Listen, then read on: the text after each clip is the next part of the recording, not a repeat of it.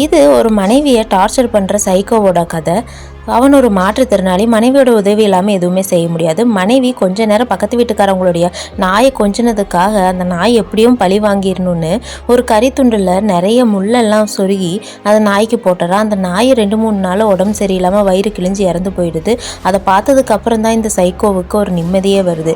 இவன் எப்போவுமே இந்த மாதிரி இருக்கிறது அவனுடைய மனைவிக்கும் தெரியும். இருந்தாலும் அவன் மேலே இருக்க காதல்னால அவள் எதுவும் செய்யாமல் இருக்கா. இரவு நேரங்களில் இவ நைட் ஷிஃப்ட் வேலைக்கு போகும்போது ட்ரெஸ் எல்லாம் நல்லா பண்ணிக்கிட்டு போகணும்னு எதிர்பார்ப்பா.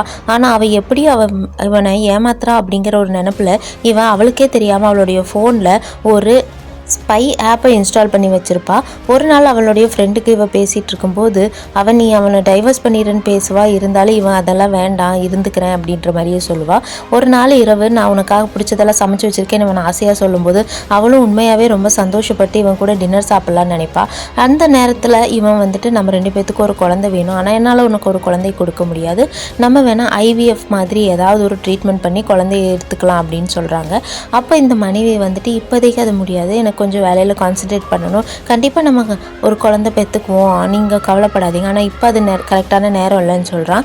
இவனும் சரின்னு சொல்லிட்டு வருத்தத்தில் இருக்க மாதிரி நடிக்கிறதுக்காக ஷவர் பண்ணுறதுக்கு உள்ளே போயிடுவான். உள்ளே போய் குளிச்சுக்கிட்டு இருப்பான். அப்போ திடீர்னு இவளுடைய லேப்டாப்லேருந்தும் ஃபோன்லேருந்தும் ஒரே நேரத்தில் ஒரு சவுண்டு வரும். என்ன சவுண்டு அதுன்னு போய் பார்க்கறதுக்காக லேப்டாப் கிட்ட போவா. லேப்டாப் ஓப்பன் பண்ணும்போது ஒரு ஸ்பை ஆப் இருக்கும். அதை ஓப்பன் பண்ணி பார்க்கும்போது இவளே அந்த ஆப்பில் பார்ப்பா.